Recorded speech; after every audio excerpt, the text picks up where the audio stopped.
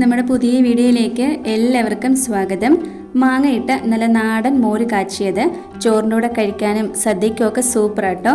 അതിനായിട്ട് ഒരു പാനിലേക്ക് ഓയിൽ ഒഴിച്ചു കൊടുത്തതിന് ശേഷം 1 ടേബിൾ സ്പൂൺ കടുക്, അതേ അളവിൽ ഉലുവ, ചെറിയുള്ളി അരിഞ്ഞത്, ഇഞ്ചി വെളുത്തുള്ളി ചതച്ചത്, എരിവിനാവശ്യമായിട്ടുള്ള പച്ചമുളക്, ഒരു 3-4 വറ്റൽമുളക്, അല്പം കറിവേപ്പില ചേർത്ത് നന്നായി ഒന്ന് വഴറ്റിയെടുക്കാം. ഇതൊന്ന് വഴന്ന് കളർ മാറി വരുമ്പം ചെറുതായി കട്ട് ചെയ്ത നല്ല പഴുത്ത മാങ്ങ ചേർക്കാം. നിങ്ങൾക്ക് ഇഷ്ടമുള്ള ഏത് മാങ്ങ വേണമെങ്കിലും ഇതിലേക്ക് എടുക്കാവുന്നതാണ്. ഇനി ഇത് നന്നായിട്ടൊന്ന് വേവിച്ചെടുക്കാം. ഒരു 5 മിനിറ്റ് മതിയാകും. പഴുത്ത മാങ്ങ ആയതുകൊണ്ട് പെട്ടെന്ന് തന്നെ ഇത് വെന്ത് കിട്ടും. ഇത് വെന്ത് വരുമ്പോഴത്തേക്കിനും ഇതിലേക്ക് വേണ്ട തേങ്ങ ഒന്ന് റെഡിയാക്കി എടുക്കണം. 1 കപ്പ് അളവിൽ തേങ്ങ ചിരകിയത് എടുത്തിട്ടുണ്ട്. 1/2 ടേബിൾ സ്പൂൺ മഞ്ഞൾപ്പൊടി, അതേ അളവിൽ ജീരകം. ഇനി ഇതൊരു മിക്സിയുടെ ചെറിയ ജാറിലേക്ക് മാറ്റിയതിന് ശേഷം ഇതിലേക്ക് ഒരു 4-5 ചെറിയ ഉള്ളിയും കൂടെ ഒന്ന് ചേർത്ത് കൊടുക്കാം. ഇനി ഇത് നന്നായിട്ടൊന്ന് അരച്ചെടുക്കണം. ഇതാ നമ്മുടെ മാങ്ങ ഇപ്പോൾ ഇവിടെ നന്നായിട്ട് വെന്ത് കിട്ടിയിട്ടുണ്ട്.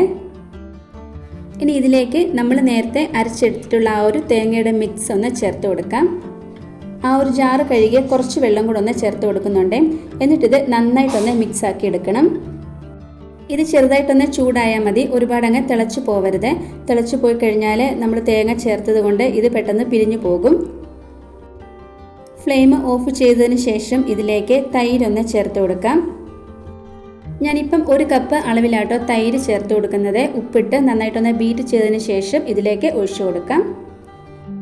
നമ്മൾ ഇതിലേക്ക് എത്രയാണോ പഴുത്ത മാങ്ങ എടുത്തിട്ടുള്ളത് അതനുസരിച്ച് വേണം ഇതിലേക്ക് തൈരും അതുപോലെ തന്നെ തേങ്ങ അരച്ചതും കൂടെ ചേർത്ത് കൊടുക്കാനായിട്ട്. ഈ ഒരു സമയത്ത് ഇതിലേക്ക് ഉലുവപ്പൊടിയും ജീരകപ്പൊടിയും ഒക്കെ ചേർത്ത് കൊടുക്കാം. ഞാനിപ്പം ആദ്യം ഉലുവ ഇട്ട് കൊടുത്തു, പിന്നെ ജീരകം അരച്ച് ചേർത്തു. അപ്പം അതുകൊണ്ട് ചേർത്ത് കൊടുക്കുന്നില്ല. ഇത് മാമ്പഴ പുളിശ്ശേരി അല്ല കേട്ടോ.